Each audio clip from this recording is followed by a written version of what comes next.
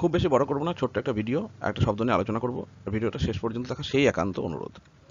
একটা শব্দ তুলনা আছে বাংলায়, যেটার ইংরেজিতে আমরা আবার দুটো শব্দ পাই, একটা কম্পেয়ার আর একটা হচ্ছে কন্ট্রাস্ট। এই কম্পেয়ার আর কন্ট্রাস্ট আমরা সাধারণত দুটোই ব্যবহার করি তুলনা বোঝাতে। কিছুটা অংশে সঠিক হলেও এর মধ্যে কিছু বেসিক ডিফারেন্স আছে। কোথায় আমরা কোন শব্দটা ব্যবহার করব একটু ছোট করে দেখে নেই। Apples and pineapples are both fruit, একটা লাইন, আপেল এবং আনারস দুটোই ফল। তাহলে এক্ষেত্রে আমরা তুলনা করলাম। কেন বলছি?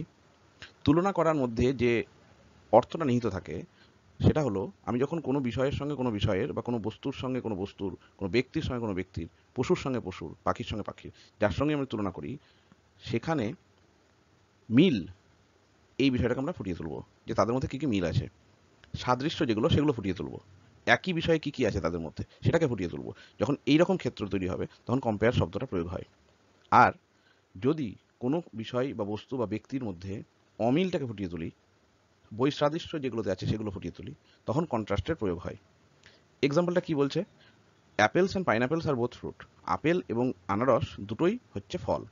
তাহলে এর মধ্যে তুলনা করা হলো। কীরকম তুলনা? দুটোই যে ফল সেটা বোঝাচ্ছে, অর্থাৎ আপেলও ফল, আনারসও ফল, মিল খুঁজে বের করা হলো। কিন্তু কন্ট্রাস্টের ক্ষেত্রে কি হলো? এখানে বলছে we can eat skin of an apple. Skin অর্থাৎ খোসা, চামড়া। আপেলের চামড়াটাকে আমরা খেতে পারি, কেন? As it is thin in nature, যেহেতু সেটা পাতলা। কিন্তু but we can not intake skin of a pineapple.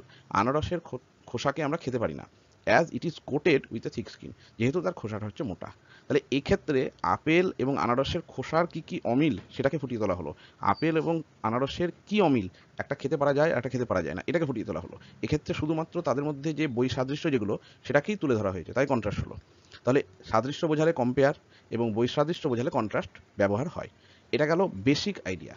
এবার গ্রামারিয়ানরা কিছু কিছু ক্ষেত্রে এরকমও দেখিয়েছেন যে কম্পেয়ার অর্থে, যেহেতু ইউসেজের মধ্যে আমরা ব্যবহার করি, মানে ইউসেজের মধ্যে আমরা এগুলো বলি, সেই জন্য কম্পেয়ারটা কোনো কোনো ক্ষেত্রে ডিফারেন্সকেও বোঝাতে ব্যবহার করা হয়। অর্থাৎ সিমিলারিটি এবং ডিফারেন্স দুটো বোঝাতেই কম্পেয়ারটা ব্যবহার করা যায়, যেখানে কন্ট্রাস্ট শুধুমাত্র পার্থক্য বোঝাতে ব্যবহার করতে হয়। এটাই ছিল আজকের আলোচনা। Thank you.